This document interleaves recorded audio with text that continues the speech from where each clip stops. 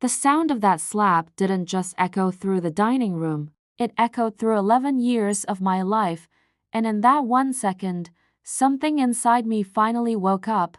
My name is Claire, and for over a decade, I was the woman who came last. Last to eat, last to rest, last to be asked how her day was. I used to think that was just what love looked like: sacrifice, silence, showing up for everyone else until there was nothing left of you to show up for yourself. I didn't realize that love was never supposed to cost me my own name. I married into a big, proud family. My husband, Daniel, was the golden son, the one who could do no wrong in his mother's eyes. Diane, my mother-in-law, ran that house like a general runs a battlefield, and every Sunday dinner was an inspection I never passed. I cooked, I served, I cleared the table, I put my 2 kids to bed, and only then, if there was anything left, did I finally sit down to eat cold food alone in the kitchen. For years, I told myself this was just tradition, respect for elders, keeping the peace, but peace built on silence isn't peace. It's surrender. The night everything changed was my daughter Emma's 9th birthday. I had spent 3 days preparing decorations, her favorite lasagna, a cake I baked from scratch because she once said store-bought icing tasted like plastic. I wanted that day to be about her. I wanted, just once, for something to be about the people I loved without me disappearing into the background of my own life.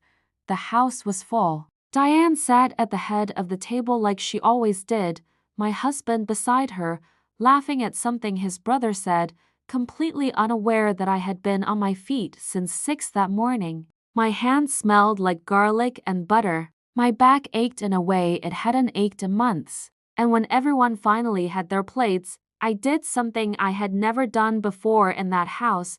I served myself first, not because I stopped caring about anyone else, but because for one meal, I wanted to taste the food I had spent all day making before it went cold. I wanted, for once, to matter in the room I had built with my own hands.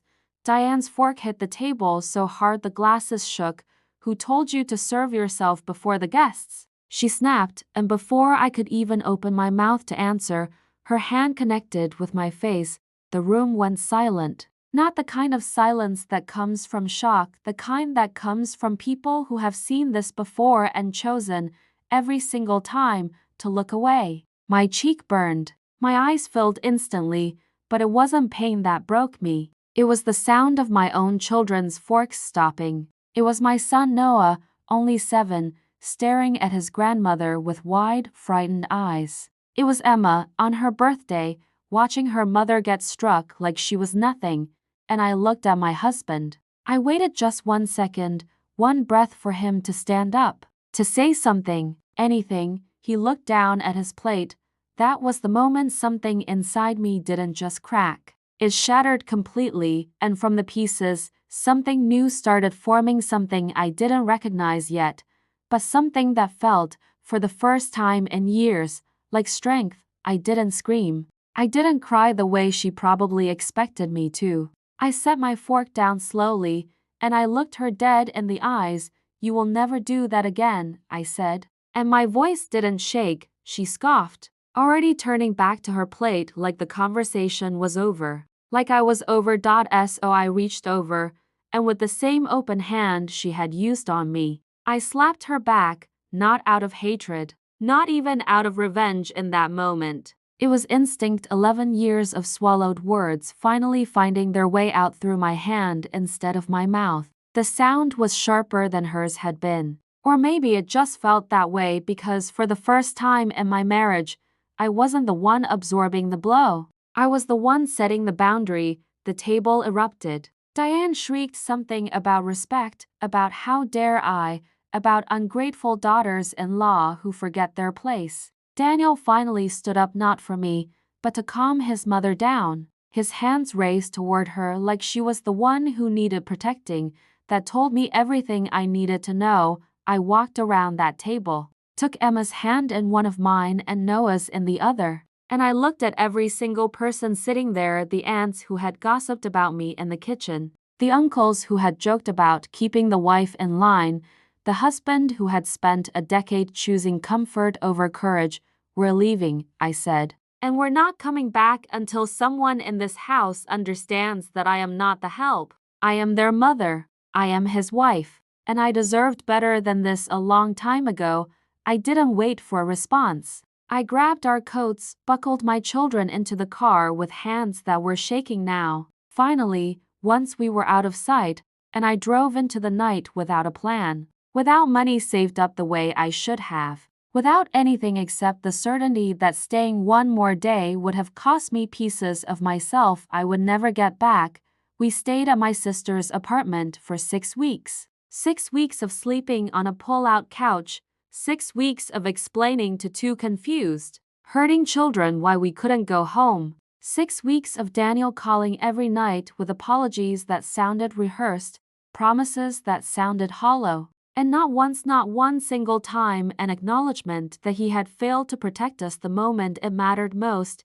People love to romanticize the idea of walking out. They picture it as this powerful, triumphant moment, and it can be. But nobody talks about the nights after lying awake wondering if you made the right choice. Watching your son ask when he can see his grandmother again. Watching your daughter go quiet in a way that breaks something in you every single time. I went back only once. Weeks later, not to apologize, not to make peace on their terms, but to say the words I needed Diane to hear while looking her directly in the eye. You spent years making me feel small in that house, I told her, so that you could feel powerful in it. But real power was never about controlling a room. It was about controlling yourself. And you never learned that. She didn't apologize. Some people never will. But I didn't need her apology anymore. I needed my own peace, and I had finally started building it not with her permission, but with my own hands.